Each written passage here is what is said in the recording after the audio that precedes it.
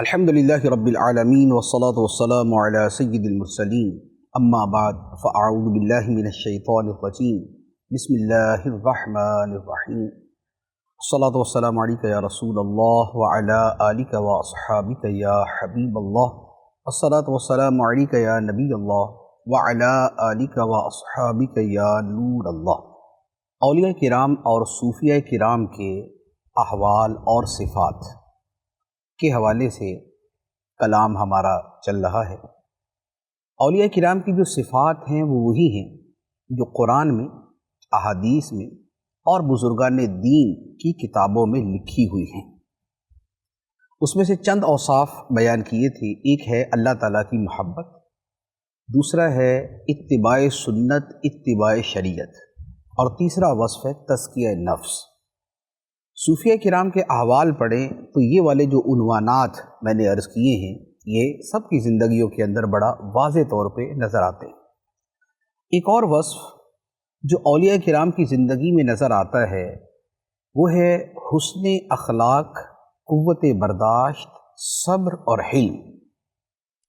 ویسے تو ان میں سے ہر لفظ کا جدا جدا معنی ہے، لیکن عام فہم زبان کے اندر ہم تقریباً سب کو ملا کر ہی بیان کرتے ہیں کہ ان کی طبیعت میں صبر ہوتا ہے، حلم ہوتا ہے، قوت برداشت ہوتی ہے، رواداری ہوتی ہے۔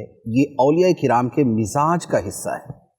اس لیے جب ہم اولیاء کرام کے حالات پڑھتے ہیں، سیرتیں پڑھتے ہیں، تو ہمیں یہ نظر آتا ہے کہ ان کے اوپر کیسا بھی ظلم ہوا، نتیجہ کیا ہوا؟ جی معاف کر دیا۔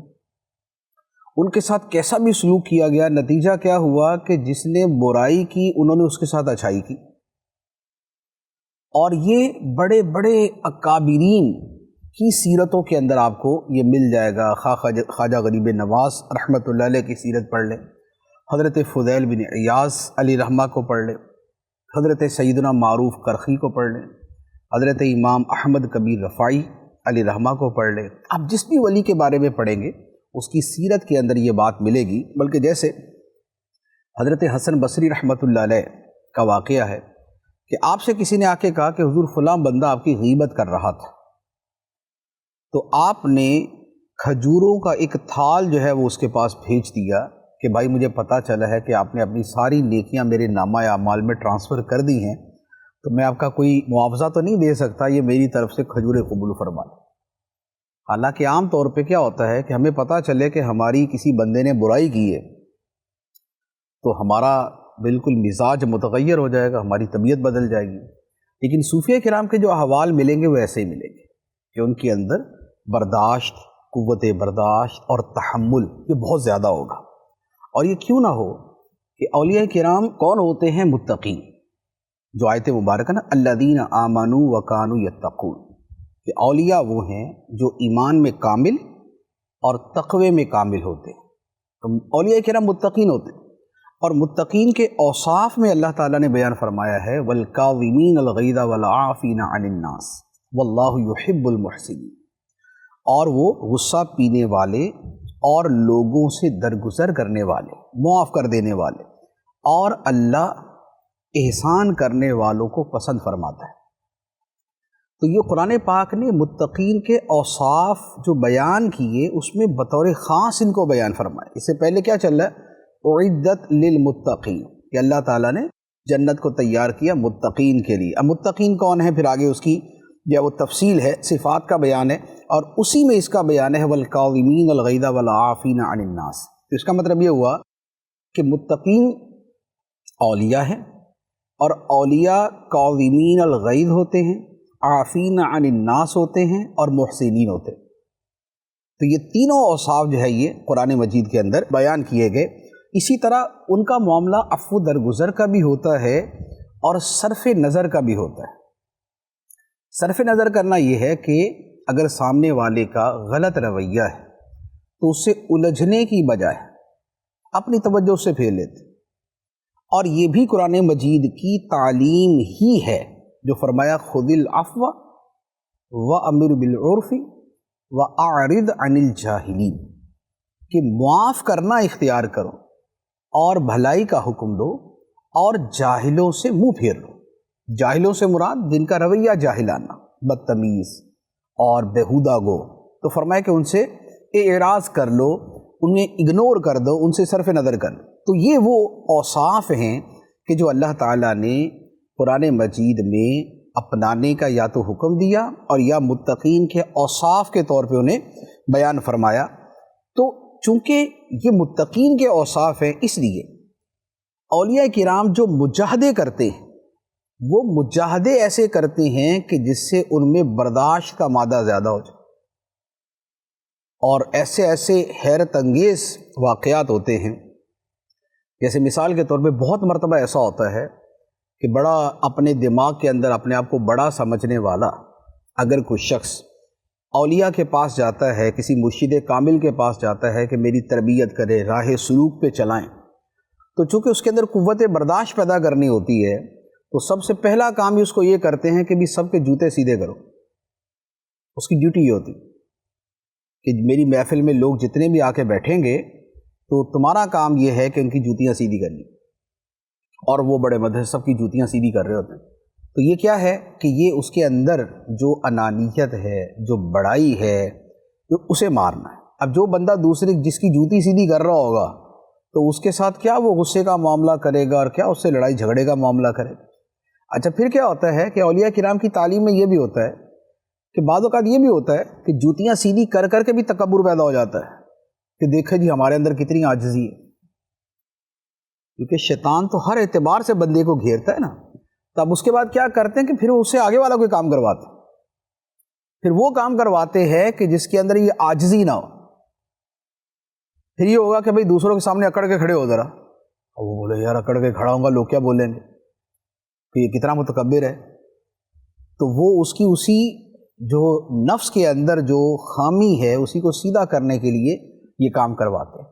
تو یہ قوت برداشت پیدا کرنے کے لیے ایک بہت بڑے ولی کا واقعہ ہے کہ انہوں نے کسی کو عبادت و ریاضت کروائی، پہلے وہ والا مرحلہ طے کروایا کہ نفس عبادت کا عادی ہو جائے، اس کے بعد یہ جوتے سیدھے کروانا یہ والا کام کروایا، اس کے بعد لوگوں کے سامنے کھانا رکھنے کا کام یہ کروایا، پھر اس کے بعد اس سے برتن دھلوانے کا کام کروایا کہ چلو بھی اب کھانا تقسیم نہیں کرنا، کھانا تقسیم کرتے تو بندہ خود کو چودھری سمجھ رہا ہوتا، جیسے ہوتا ہے نا کہ کھانا تقسیم کرنے والا ایسا سمجھ رہا ہوتا ہے کہ جیسے کھانا میں ہی دے رہا ہوں۔ تو اس کے بعد ان کو برتن دھلوانے پہ لگا دیا، برتن دھلوانے سے فارغ ہوا، اب اس کے بعد جوتیاں سیدھی کرنے پہ لگا دیا، جوتیاں سیدھی کرنے کے بعد اس کو واش روم دھونے پہ لگا دیا۔ تو یوں مرحلہ با مرحلہ جو ہے وہ ان کی تربیت کرتے ہیں تاکہ ان کے اندر برداشت پیدا ہو۔ پھر اس کے بعد تو ایک اس طرح کے صاحب تھے جن کو یہ ساری منزلیں طے کروائیں، تو اس کے بعد کہا کہ بھائی اب یہ کرو کہ اب بازار میں جا کے تم نے سودا بیچنا ہے، سر کے اوپر جو ہے وہ سامان کی ٹوکری رکھو اور بازار میں جا کے آوازیں لگاؤ۔ اب بنے تو ولی تھے، شیخ بنے تھے کہ جناب چودھری بن کے بیٹھنا مسند کے اوپر، اور بزرگوں نے فرما دیا بازار کے اندر جا کے جو ہے نا وہ ٹوکری اور جو ہے نا وہ ٹوکرا سر پہ رکھ کے چیزیں بیچو۔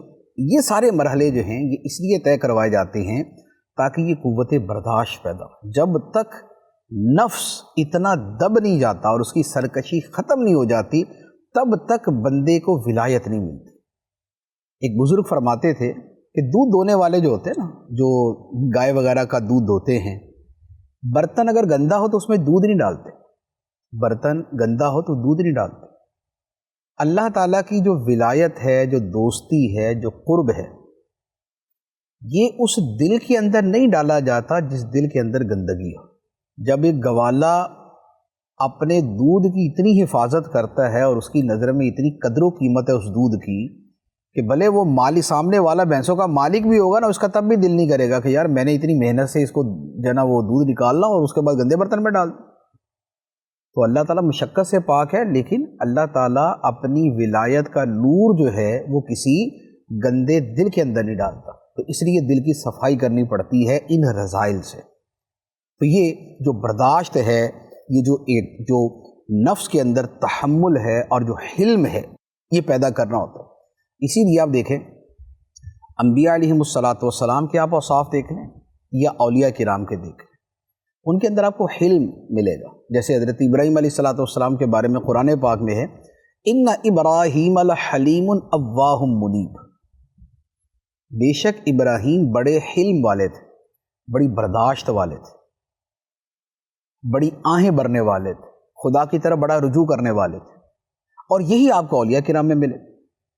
یعنی بظاہر تو یہ لگتا ہے کہ ولی وہ ہوگا کہ جناب اس کو کسی نے اس کی بارے کوئی بے ادبی کی تو وہ تو جناب اس کو الٹا لٹکا دے گا، جبکہ وہ ولی بنتا ہی تب ہے کہ اس کی جتنی مرضی کر دی ہے وہ کچھ نہ کہے۔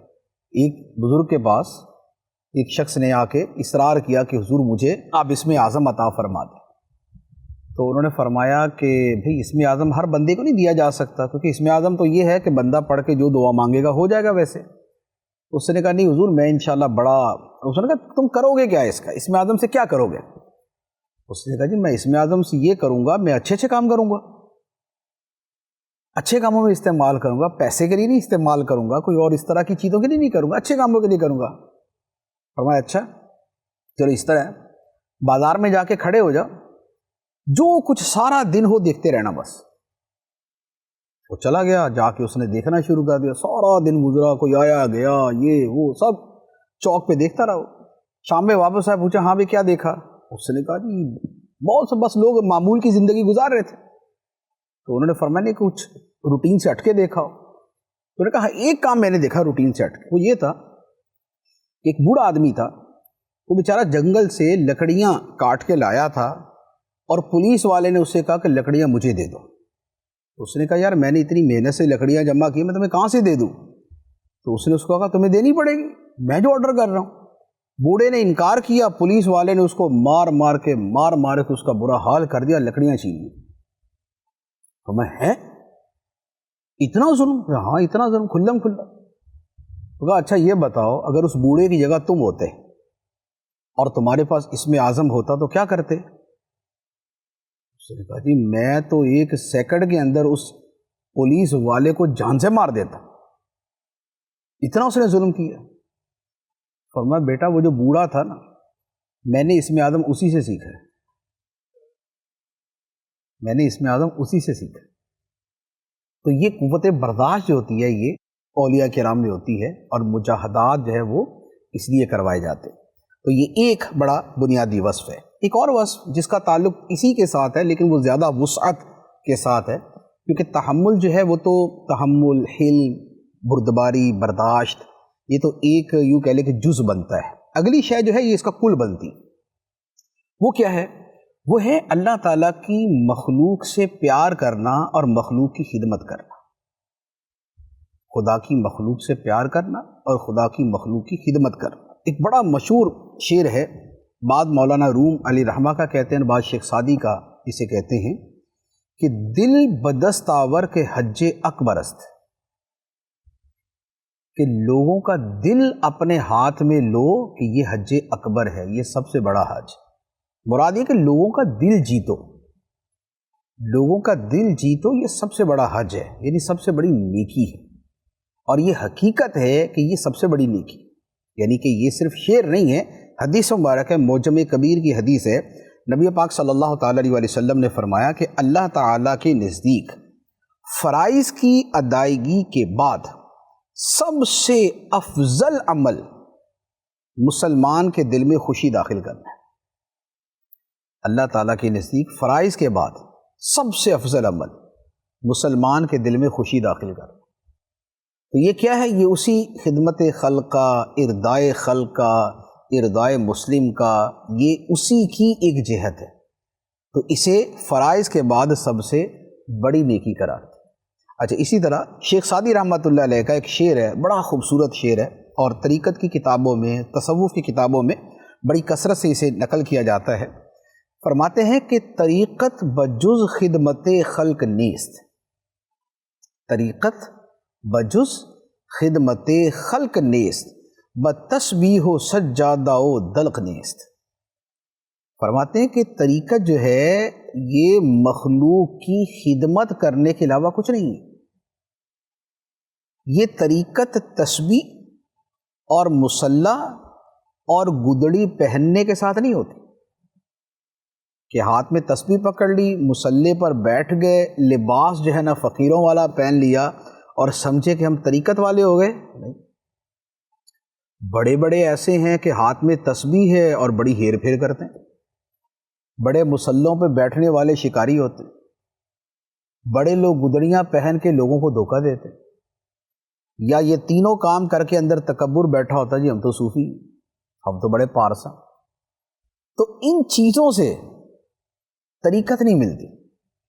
ہاں اخلاص کے ساتھ ہیں تو یہ ایک بہت اعلیٰ چیز ہے، لیکن اس کے باوجود بھی جو خدمت خلق کے ساتھ ملتا ہے وہ ان سے بھی نہیں ملتا.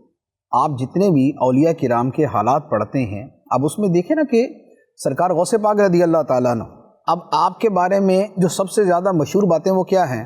عبادت اور شب بیداری، مجاہدے. لیکن آپ سے یہ سوال کیا گیا کہ آپ کو سب سے محبوب عمل کون سا ہے؟ آپ کے نزدیک سب سے پسندیدہ عمل کون سا ہے؟ فرمایا لوگوں کو کھانا کھلانا. فرمایا لوگوں کو کھانا کھلانا.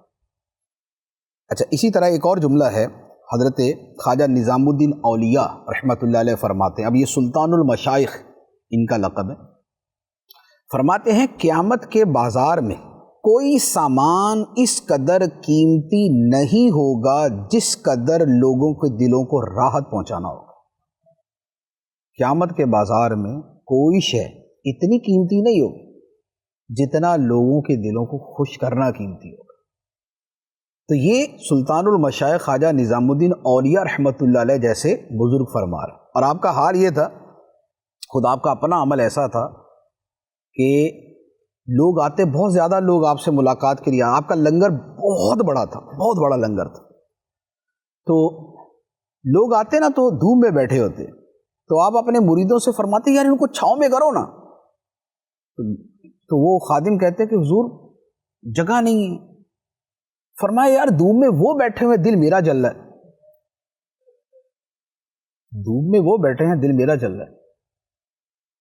یہ خواجہ نظام الدین اولیاء رحمۃ اللہ علیہ کا یہ فرمان ہے، یہ آپ کی سیرت کے اندر موجود ہے. اور اس طرح کا ایک نہیں، پتہ نہیں کتنے آپ کے اس طرح کے فرامی، یعنی کہ لوگوں کا اس قدر خیال ہوتا تھا. آپ ہی کا واقعہ ہے یہ، غالباً کسی اور بزرگ کا ہے. ایک مرتبہ اپنے خادموں سے پوچھا یار سب کو کھانا وانا کھلا دیا نا مہمانوں کو؟ تو انہوں نے کہا جی حضور کھلا دیا. رہ تو نہیں گیا؟ کہا نہیں حضور الحمدللہ سب کو کھلا دیا. دیکھ لو بھول نہ گئے ہو کسی کو؟ وہ کہا نہیں حضور نہیں بھولے ہم. اچھا سب نے کھا لیا؟ جی حضور سب نے کھا لیا. اور میں 3 دن سے مجھے کھانا نہیں ملا، 3 دن سے مجھے کھانا نہیں ملا، مجھے بھی دے دو. یہ ہے مخلوق کے ساتھ جو پیار اور محبت اور ان کے ساتھ شفقت کا معاملہ، یہ ہے. اور اس کی اصل کیا ہے؟ بیسیکلی یہ جو مخلوق کے ساتھ اتنی محبت کا معاملہ یہ کیوں ہے؟ اس کی وجہ یہ ہے کہ وہ شعب الایمان کی حدیث ہے، امام بہقی رحمۃ اللہ علیہ نے نقل کی. فرماتے ہیں الخلق عیال اللہ، کہ مخلوق خدا کا کنبہ ہے. جیسے ہمارا خاندان ہوتا ہے، فرمایا مخلوق خدا کا کنبہ ہے. فَأَحَبُّ الْخَلْقِ إِلَى اللَّهِ مَنْ أَحْسَنَ إِلَىٰ عِيَالِهِ، اور اللہ کی بارگاہ میں مخلوق میں سب سے محبوب وہ ہے جو خدا کے کنبے کے ساتھ اچھا سلوک کرنے والا ہے. تو یہ کنبے کا لفظ ہے یہ سمجھانے کے لیے بیان فرمایا، یعنی کہ لازمی بات ہے کہ اللہ تعالیٰ کا یوں خاندان تو نہیں، اللہ تعالیٰ اس سے پاک ہے، لیکن جیسے خاندان کا خاندان والے سے گہرا تعلق ہوتا ہے، تو یہ اس تعلق کی گہرائی ہے. جیسے ہم کسی کو بولتے ہیں نا یار تم تو میرے بیٹے ہو، وہ بیٹا نہیں ہوتا، وہ اس سے تعلق کی شدت ظاہر کرنے کے لیے کہا جاتا ہے. تو مخلوق کا خدا سے کیسا گہرا تعلق ہے یہ اس کا بیان ہے کہ مخلوق خدا کا کنبہ ہے، اور اللہ کو سب سے پیارا وہ ہے جو اس کے کنبے کے ساتھ اچھا سلوک کرنے والا. اور پھر آپ اسی کو اگر آپ قرآن مجید کی آیات احادیث مبارکہ کی روشنی میں دیکھیں تو یہ ایسا نہیں ہے کہ یہ استدلالی چیز ہے، نہیں، یہ نصی چیز ہے. ایک استدلال ایک نص، یہ تو آپ سمجھتے ہیں. نص کے اعتبار سے کیسے؟ قرآن پاک میں فرمایا وَيُؤْثِرُونَ عَلَىٰ أَنفُسِهِمْ وَلَوْ كَانَ بِهِمْ خَصَاصَةٌ، کہ خدا کے جو پیارے بندوں کا تذکرہ ہے اس میں فرمایا کہ وہ ہیں کہ جو اپنی جانوں پر دوسروں کو ترجیح دیتے ہیں اگرچہ خود انہیں حاجت ہے. جیسے انصار صحابہ کرام نے مہاجر صحابہ کرام کے لیے کیا، یا اور کئی واقعات ایسے کہ جس میں اپنی ضرورت کو قربان کر کے دوسرے کی ضرورت کو پورا کر دی. یہ ایثار ہے، ٹھیک ہے نا، یہ ایثار ہے۔ سخاوت یہ ہے کہ اپنی بھی پوری کی، دوسرے کی بھی پوری کر دی۔ ایثار یہ ہے کہ اپنی ضرورت کو چھوڑ دیا، دوسرے کی ضرورت پوری کر دی۔ تو اب یہ کیا ہے؟ یہ مخلوق کے ساتھ حسن سلوک ہے۔ اسی طرح ایک اور آیت مبارکہ ہے ان لوگوں کے بیان میں کہ جن کے بارے میں اللہ تعالیٰ فرماتا ہے کہ اللہ تعالیٰ انہیں جہنم سے بچائے گا اور جنت میں داخل فرمائے گا اور ریشم کے لباس پہنائے گا۔ یہ سارا یہ بیان چل رہا ہے سورۃ الدہر کے اندر، یہ پورا بیان ہے۔ اب وہ جن لوگوں کے لیے ہے، جن لوگوں کے لیے وہ جنت کی عالی شان نعمتیں ہیں، وہ ریشم کے لباس ہیں، وہ شیشے کے گلاس ہیں، وہ مہر لگی شرابیں ہیں، وہ سب کن کے لیے ہے؟ تو جن کے بارے میں وہ بیان کی ہے اس میں سے ایک شے ہے، یہ ہے وَيُطْعِمُونَ الطَّعَامَ عَلَى حُبِّهِ مِسْكِينًا وَيَتِيمًا وَأَسِيرًا، اور وہ لوگ اللہ کی محبت میں کھانا کھلاتے ہیں مسکین کو اور یتیم کو اور قیدی کو۔ تو یہ بھوکوں کو کھانا کھلانا، یہ محتاجوں کو کھانا کھلانا کیا ہے؟ یہ تو خدمت خلق ہے، اور ان کے لیے یہ سارے فضائل ہیں۔ فَوَقَاهُمُ اللَّهُ شَرَّ ذَلِكَ الْيَوْمِ وَلَقَّاهُمْ نَضْرَةً وَسُرُورًا۔ تو پھر وہ پوری آیات ہیں، وہ سب آیات ان کے لیے ہیں، اور یہ کون ہیں؟ یہ خدمت خلق کرنے والے۔ حدیث مبارک دیکھ لیں، بخاری اور مسلم کی حدیث، فرمایا کہ الساعی علی الارملۃ والمساکین کالساعی فی سبیل اللہ احسبہ قال کالقائم لا یفطر وکالصائم لا یفطر۔ فرمایا کہ جو شخص بیواؤں اور مسکینوں کے لیے کوشش کرنے والا ہے، کہ بیوائیں ہیں یا بیوہ ہے، اس کا کوئی روزگار کا، اس کے اخراجات کا کوئی سلسلہ نہیں ہے، تو وہ اپنی جیب سے دیتا ہے یا 4-5 بندوں سے جمع کر کے دیتا ہے یا بہت سارے لوگوں سے جمع کر کے دیتا ہے، بیواؤں کے لیے اور مسکینوں کے لیے۔ الساعی، بھاگ دوڑ کرنے والا۔ تو فرمائے کہ یہ کیسے ہے؟ کالساعی فی سبیل اللہ، یہ ایسے ہی ہے جیسے میدان جہاد کے اندر بھاگ دوڑ کرنے والا، یعنی مجاہد۔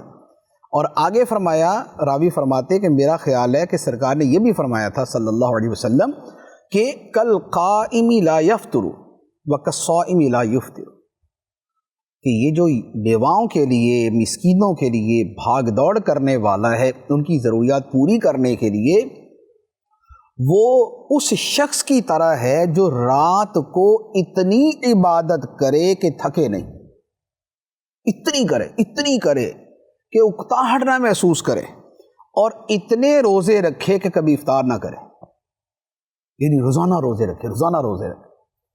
تو اب رات کو شب بیداری، رات کو عبادت کرنے والا، دن میں روزہ رکھنے والا، راہ خدا میں جہاد کرنے والا، فرمایا کہ یہ سب ایک طرف، اور بیواؤں اور مسکینوں کے لیے ان کے اخراجات کا انتظام کے لیے کوشش کرنے والا ایک طرف، یہ دونوں ایک دوسرے کے برابر ہیں۔ تو اب آپ دیکھ لیں کہ اس عمل کی عظمت، اس کی اہمیت کتنی۔ اور اس کے پھر برعکس آ جاتا ہے کہ یہ تو ہے خدمت خلق، اب اس کے الٹ آتا ہے کہ مخلوق کے حقوق میں کوتاہی کرنا، یہ اس کا برعکس ہو جائے۔ جو خدمت میں بھاگ دوڑ کرے گا اس سے کوتاہی متصور نہیں ہوتی، کیونکہ وہ تو وہ کر رہا ہے جو اس پر لازم ہی نہیں، تو وہ دوسروں کی حق تلفی کیوں کرے؟ اور اسی لیے اولیاء کرام کی زندگیوں میں معمولی چیزوں پر وہ اس قدر حق معاف کروانے کی کوشش کرتے تھے کہ آدمی کی عقل دنگ رہ جاتی۔ جیسے ایک بہت بڑے محدث ہیں، ان کا واقعہ شاید حضرت عبداللہ بن مبارک رضی اللہ تعالیٰ عنہ، یہ کوئی اور ہیں، کہ کسی ملک میں گئے اور وہاں کسی سے انہوں نے عاریتاً قلم لیا لکھنے کے لیے، اور وہ قلم بھول کر ان کے سامان میں آ گیا۔ تو اب کسی کا قلم تھا اور یہ دوسرے ملک میں واپس آ گئے، اس قلم کو لوٹانے کے لیے دوبارہ اس ملک میں واپس گئے کہ کسی کا قلم رکھ لینا جو ہے یہ اس کا حق ضائع ہونے والی بات ہے، حالانکہ قصدن نہیں، لیکن جو دل کے اندر خوف خدا ہے، اور ولیوں کی شان ہی ہے کہ وہ حق ادا کرنے کے اندر اتنی کوشش کرتے ہیں۔ سرکار غوث پاک رضی اللہ تعالیٰ عنہ کے والد صاحب کا واقعہ تو آپ سب نے سنا ہوگا. آپ کے والد حضرت سید موسیٰ جنگی دوست رحمۃ اللہ علیہ، ان کی جو شادی غوث پاک رضی اللہ تعالیٰ عنہ کی والدہ سے ہوئی تھی، اس کے پیچھے کی جو پوری سٹوری ہے وہ کیا ہے؟ سیب ہی کھایا تھا نا، ایک نہر میں دریا میں تیرتا ہوا سیب کھایا تھا. کھانے کے بعد یہ ذہن میں آیا کہ اوہ یہ پتہ نہیں کس کا تھا، بغیر اجازت کے کھا لیا. اس کو معاف کروانے کے لیے گئے اور پھر وہاں پر آگے کا سارا واقعہ ہوا. تو یہ کیا تھا کہ بھئی ایک سیب کسی کا بغیر اجازت کے کھا لیا تھا. تو مخلوق خدا کی خدمت کرنا اور اس کے ساتھ لوگوں کی حق تلفی سے بچنا، یہ اولیاء کرام کی زندگی کے اندر انتہا درجے کا آپ کو عمل ملے گا. سیدنا صدیق اکبر رضی اللہ تعالیٰ عنہ جب خلیفہ بنے، امیر المومنین خلیفہ بنے، تو مدینہ منورہ کے بچے بچیاں چھوٹے چھوٹے وہ آپس میں باتیں کر رہے تھے کہ بھئی ابو بکر صدیق تو خلیفہ بن گئے، تو اب ہماری بکریوں کا دودھ کون دھوکے دے گا ہمیں؟ کیونکہ پہلے آپ ان بچے بولتے تھے کہ حضور ذرا بکری کا دودھ نکال دیں، تو وہ نکال دیتے تھے. پانی دے دیں ان کو، پانی دے دیتے تھے. تو خلیفہ بننے کے بعد انہوں نے کہا بھی یہ تو خلیفہ بن گئے، اتنا بڑا عہدہ، تو اب ہماری یہ بکریوں کا دودھ کون دھوئے گا؟ تو آپ نے فرمایا کہ اب بھی میں ہی تمہارے لیے یہ کام کروں گا، اور آپ یہ کام کرتے رہے.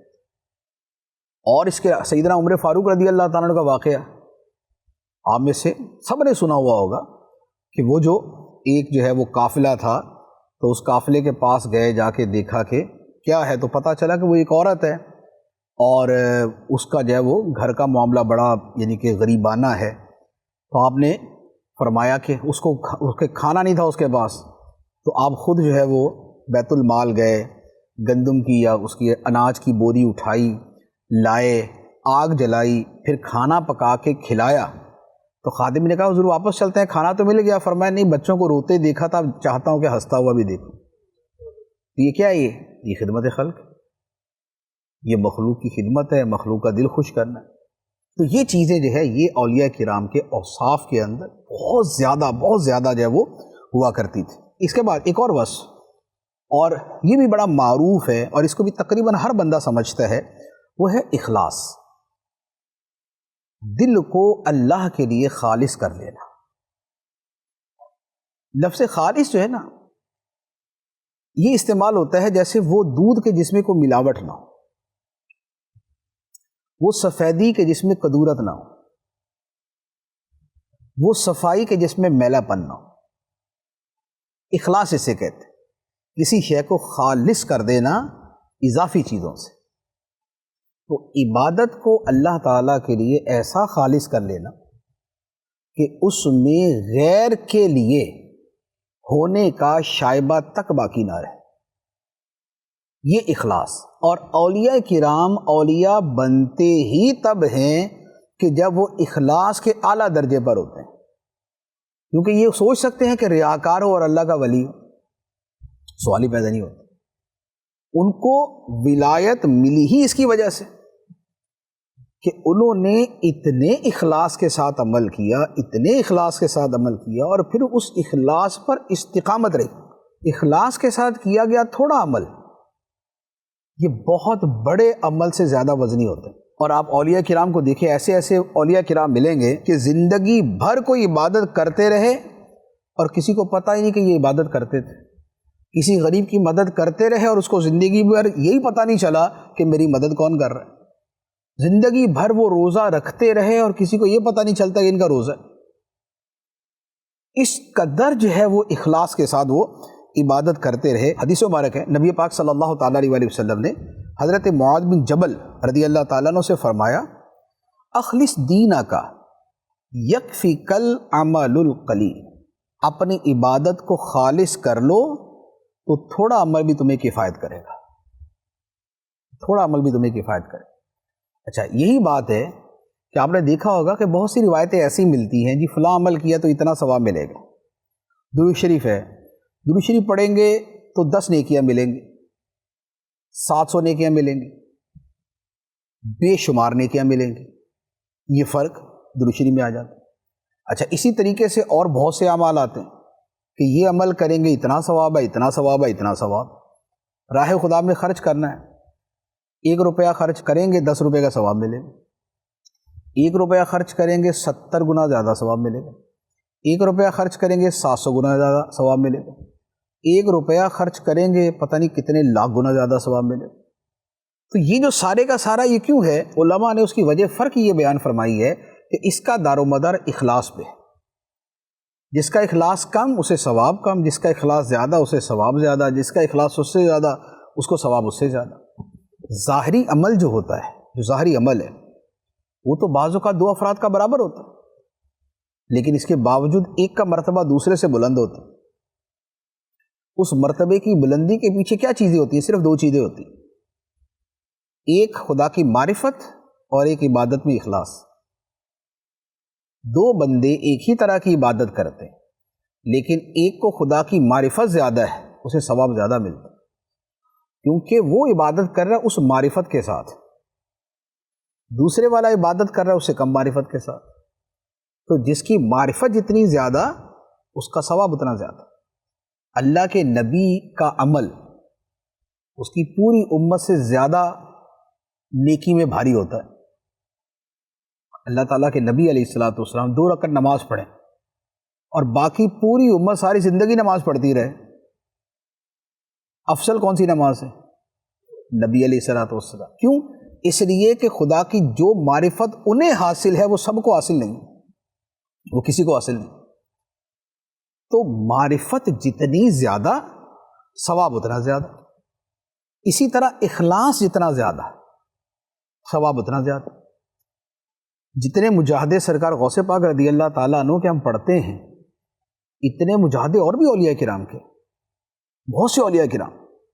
سرکار غوث پاک رضی اللہ تعالیٰ عنہ نے جیسے 40 سال عشاء کے وضو سے فجر کی نماز پڑھی، 25 سال روزانہ قرآن مجید ایک مکمل کیا، لیکن وہ اولیاء کرام بھی ہیں کہ جنہوں نے 60 سال عشاء کے وضو سے فجر کی نماز پڑھی، 60 سال روزانہ رات کو ایک قرآن ختم کرتے رہے۔ میں نے خود ایسے اولیاء کرام کے حالات پڑھے۔ لیکن اہل معرفت کا اجماع ہے کہ جو مرتبہ سرکار غوث پاک کا کسی اور کا نہیں۔ تو اللہ تعالیٰ تو عدل فرمانے والا ہے، جس نے جتنا عمل کیا ہوگا اللہ تعالیٰ اس کو اتنا عطا فرمائے گا۔ تو 60 سال والے کو اتنا نہیں ملا، 40 سال والے کو اتنا مل گیا۔ وجہ فرق یہ ہے کہ اللہ کی بارگاہ میں عمل کی صرف تعداد اور کوانٹٹی نہیں دیکھی جاتی، وَلَٰكِن يَنظُرُ إِلَىٰ قُلُوبِكُمْ وَأَعْمَالِكُمْ۔ اللہ تمہارے دلوں کو دیکھتا ہے اور تمہارے عملوں کو دیکھتا ہے۔ تو عمل عند اللہ کچھ پانے میں بڑے اہم ہیں، لیکن قلوب اس سے زیادہ اہم، قلوب اس سے زیادہ اہم۔ اس لیے کئی عبادات کے اندر اللہ تعالیٰ نے فرمائی ہے لَن يَنَالَ اللَّهَ لُحُومُهَا وَلَا دِمَاؤُهَا وَلَٰكِن يَنَالُهُ التَّقْوَىٰ مِنكُمْ، کہ تمہاری قربانیوں کے گوشت اور خون اللہ کے پاس نہیں جاتے، ہاں تمہارے دلوں کا تقویٰ ہے جو خدا کی بارگاہ میں پہنچتے ہیں۔ تو جن کا اخلاص زیادہ ہے ان کا مرتبہ زیادہ ہے، جن کا اخلاص زیادہ ہے ان کو عطا زیادہ ہوتا ہے۔ تو اولیاء کرام اپنی زندگی کا بہت بڑا حصہ اپنے اخلاص کو اور خالص کرنے میں لگا دیتے ہیں، دل سے ریاکاری کو نکالنے میں لگا دیتے ہیں۔ جنگلوں میں جا کے عبادت کیوں کرتے ہیں؟ تاکہ دیکھے کوئی نہیں، اور آ کے بعد میں اطلاع نہیں دیتے کہ اتنے سال یہ عبادت کر کے آیا ہوں۔ کیوں؟ اس لیے کہ اخلاص کے خلاف۔ تو ان کی عبادتیں جو ہیں وہ اس قدر اعلیٰ اخلاص کے اوپر مبنی ہوتی ہیں کہ اس اخلاص کی وجہ سے ان کو یہ سارے مرتبے ملتے ہیں۔ تو اولیاء کرام کا ایک بہت بڑا جو وصف ہے وہ ہے ان کا اخلاص، اور اخلاص جب دل کے اندر آتا ہے تو یوں سمجھ لیں کہ اخلاص کے پیچھے پیچھے ہی ولایت دل کے اندر آ جاتی۔ اخلاص کیا ہے؟ خالص کر دینا۔ کس چیز کو؟ بندے نے اپنی بندگی کو اللہ کے لیے خالص کر دیا، اللہ تعالیٰ اپنی دوستی اس بندے کے لیے خالص کر دیتا تو یہ اس بندے کو مل جاتا۔ تو اولیاء کرام کے اوصاف کے اندر ایک وصف جو ہے وہ اخلاص۔ ایک اور بڑا اہم وصف ہے، اور وہ ہے اس کے لیے لفظ تو لکھا جاتا ہے ترک نفاق، ترک نفاق۔ لیکن یہاں نفاق سے مراد ہے ظاہر و باطن کا تضاد. ظاہر اور ہے، باطن اور ہے. جیسے کہ ہم میں سے بہت ساروں کے ساتھ ہوتا ہے، ظاہر ہمارا زیادہ نیک ہے، باطن ہمارا اتنا نیک نہیں ہوتا. تو اولیاء وہ ہیں کہ جن کا ظاہر باطن ایک جیسا ہو جائے اور وہ نیک ہو جائے، بلکہ باطن ظاہر سے زیادہ اچھا ہو جائے. حضرت عمر بن عبدالعزیز رضی اللہ تعالیٰ عنہ ایک مرتبہ مدینہ منورہ میں گئے، حاضر ہوئے، اور آپ نے لوگوں سے فرمایا کہ مجھے کوئی نصیحت کرے. تو ایک شخص نے نصیحت کی، اور روایت میں یہ ہے کہ وہ حضرت خضر علیہ السلام تھے. انہوں نے نصیحت کیا کی، انہوں نے فرمایا ایاک یا عمر ان تکون ولیا للہ فی العلانیہ و عدوا لہ فی السر، کہ اے عمر اس بات سے بچنا کہ تم ظاہر میں تو خدا کے دوست ہو اور تنہائی میں خدا کے دشمن ہو. تو یہاں دشمنی کا لفظ انہوں نے سمجھانے کے لیے بول دیا، ورنہ گناہ گار دشمن نہیں ہوتا، دشمن کافر ہی ہوتا ہے.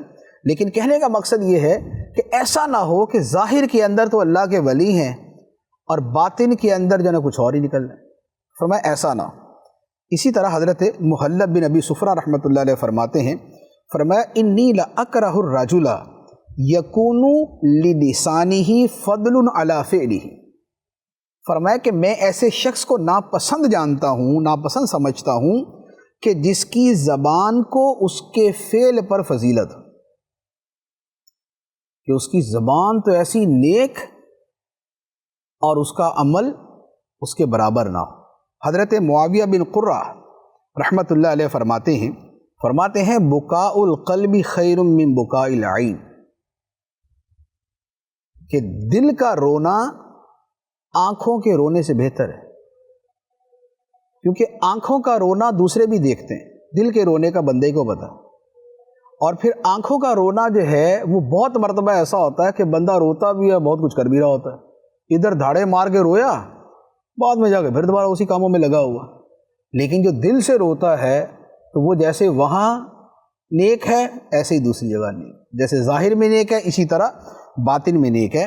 حضرت عبد الواحد بن زید فرماتے ہیں کہ ہم حضرت امام حسن بصری علیہ رحمہ کے پاس پہنچے، اور وہ اس مرتبے کو، جو مرتبہ حضرت امام حسن بصری کا تھا، وہ اس مرتبے کو اس لیے پہنچے کہ جس شے کا وہ دوسروں کو حکم دیتے تھے، حکم دینے سے پہلے خود اس پر عمل کرتے تھے، اور جس شے سے دوسروں کو منع کرتے تھے پہلے خود اس سے دور ہوتے تھے. اور فرماتے ہیں کہ ہم نے کوئی آدمی حسن بصری سے زیادہ ایسا نہیں دیکھا جس کا ظاہر اس کے باطن کے ساتھ مشابہت رکھتا، یعنی کہ ظاہر و باطن ان کا آپس میں ایسا مشابہ تھا کہ ان سے بڑھ کر ہم نے کوئی آدمی نہیں دیکھا. یہ حضرت حسن بصری رحمۃ اللہ علیہ. اور حضرت عتبہ بن عامر فرماتے ہیں کہ جب کسی بندے کا ظاہر باطن ایک جیسا ہو جائے تو اللہ تعالیٰ اپنے فرشتوں سے فرماتا ہے کہ یہ ہے میرا سچا بندہ. جب بندے کا ظاہر باطن ایک ہو جائے تو اللہ تعالیٰ فرماتا ہے یہ ہے میرا سچا بندہ. تو اولیاء کرام کی صفات میں ہوتا ہے ترک نفاق، اور ترک نفاق ترک تضاد، ظاہر و باطن، سر و علانیہ، جلوت و خلوت، اس کا تضاد ختم ہو جائے اور دونوں ایک جیسے ہو جائیں، اچھے ہو جائیں. اللہ تعالیٰ ہمیں عمل کی توفیق عطا فرمائے. آمین بجاہ النبی الامین صلی اللہ علیہ وسلم.